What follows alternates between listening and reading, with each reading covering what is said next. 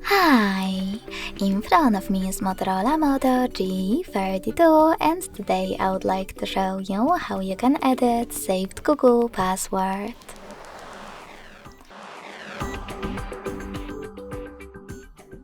Begin by opening Devices Settings and scrolling all the way down to access Google section.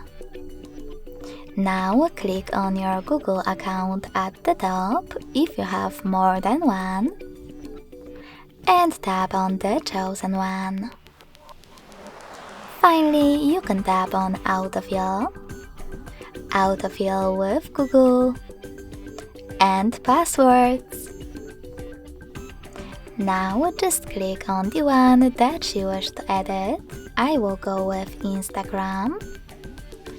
Enter your current login method and select Edit button. Then make all your changes. And when you finish, click on Save at the top right corner.